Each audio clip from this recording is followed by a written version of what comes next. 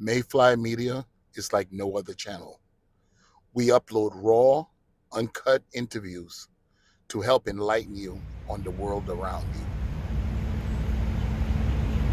Okay, so when did you first get introduced to those drugs?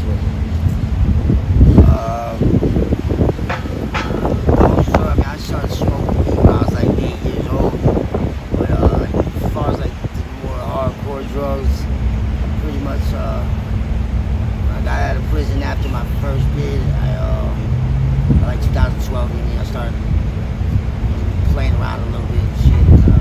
About 2012, I really started Introduced to it.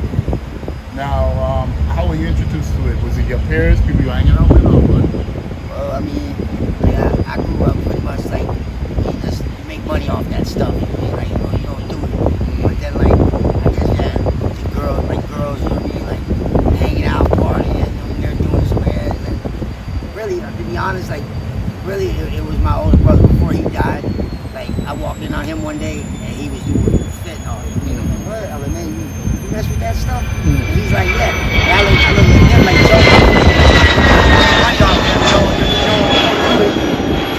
I seen him doing it, and I'm like, well, like, yeah. And he's like, yeah. And I was like, that. So now, like, my perspective on that changed. I'm like, yeah, my brother ain't a junkie. That's my brother. You know what I mean? Yeah, It's my brother. And so I'm like, my outlook on it changed. The way I see it changed. You know what I mean? Now that someone that was like that close to me did it, Right. and like a junkie in my mind was one thing, but I know my brother, that ain't him. You know what I mean? He's my Right. brother. So like I kind of like it changed my views on it, I guess, that you were saying in a sense, and so I started fucking around a little bit. You know what I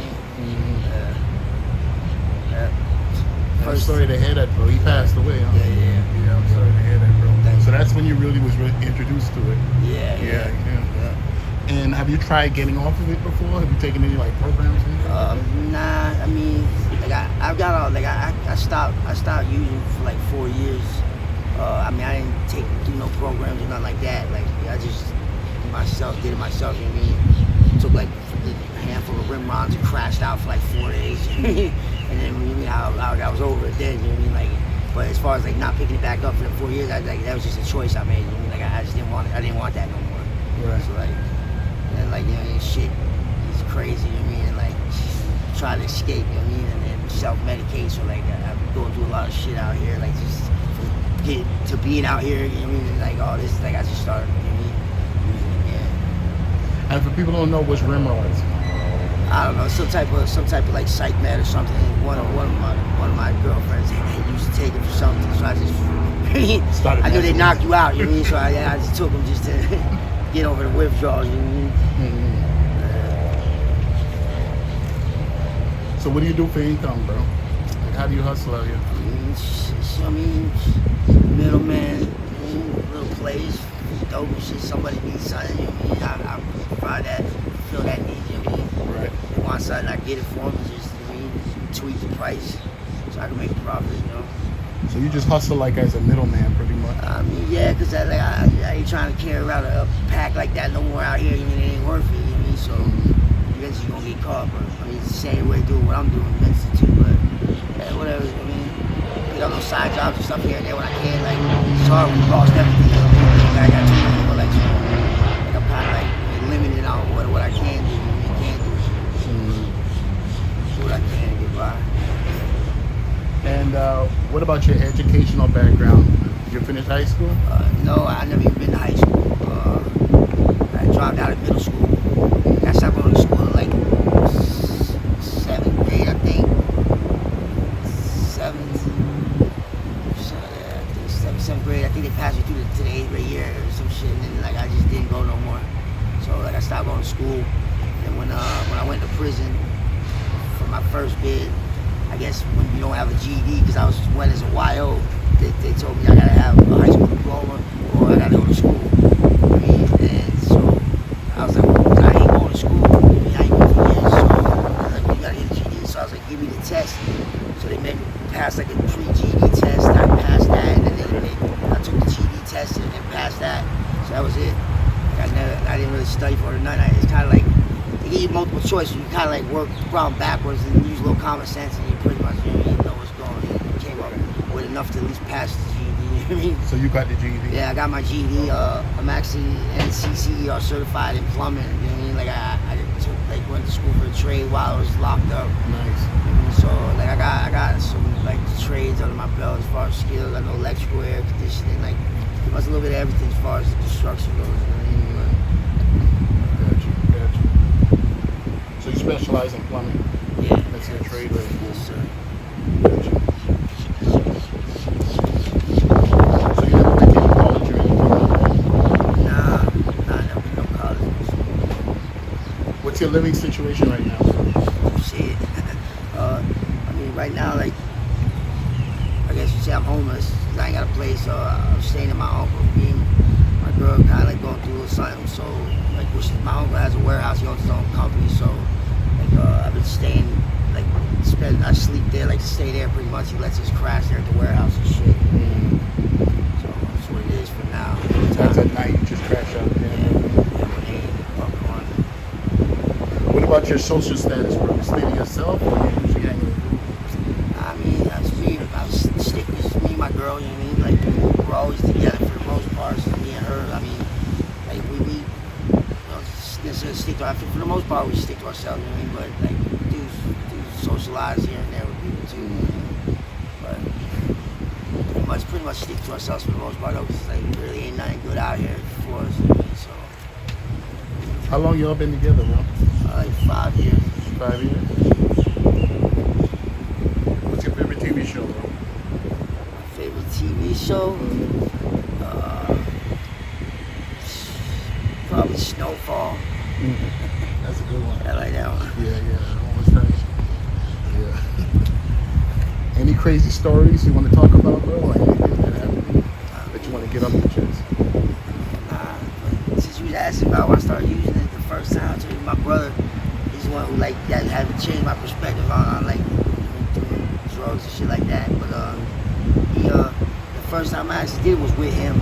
I mean, like I was always selling drugs, so I was going to Boston and getting like a bunch of like 50 bundles of dope, coming back down with him, like turning up for a profit or whatever. The first time I actually used, and my brother was like he shot up and shit. So when I came back, this one time he was like, "Oh man, like," he was like, "Man, you try that shit out so you know what you're putting out there, you know, because you might be able to cut it and just make more money."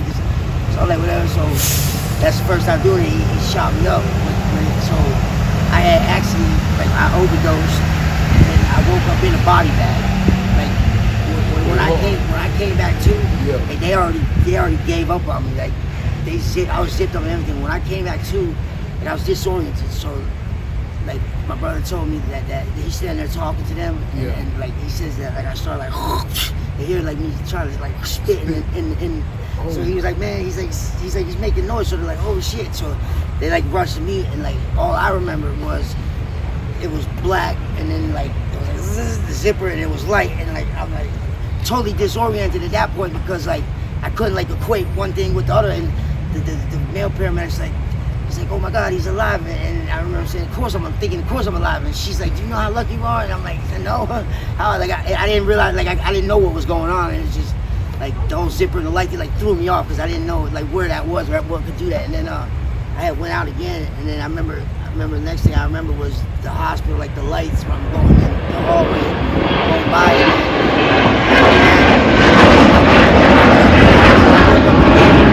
I'm in the hospital, man. IVs all in this shit, so, and like everything hit me like, oh shit, like I overdosed or whatever. So I'm like, oh shit, I don't know if the police come and check you. Like I got the 50 bundles on me, so I'm like, I don't know what they do. So I'm like, man, I gotta get the fuck out of here. So I pulled the IVs out of my arm and shit.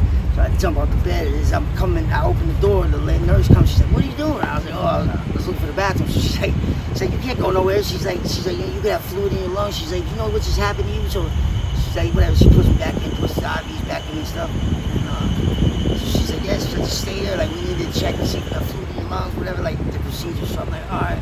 So she walked back out. As soon as she walked out, I pulled out the IVs again, jumped down, fucking opened up the door, looked. She was going one way, so I took off the other way. First turn I could make, I turned and ran right into my brother, too. He's like, he's like, where are you going? I was like, the fuck out of here. He's like, they let you leave? I'm like, hell no. I gotta go. You know, I didn't know what they do. I didn't want to go to jail, you know what I mean? So took off. Yeah, but that was the first time.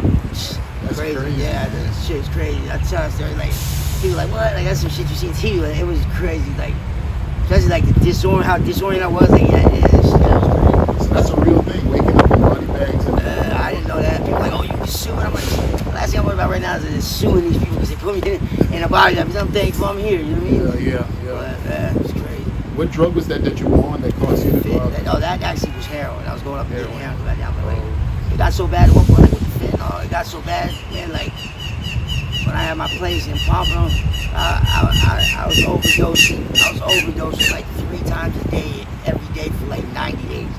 So bad. I told the paramedics knew me by they all knew me by first name. They normally try to get you to go to the hospital and get checked out. So after that, they wouldn't even ask me no more if I want to go to the hospital. Like it was so bad that it was just like, you know, like the paramedics used to tell me I got more lives than a whole litter of cats. You know, like it's just ridiculous. Like half the time when I come back, they're like, oh, you know, you just overdosed. I'm like, no, I didn't. Like I'm arguing them and telling them they're full of shit. It's like I don't remember shit.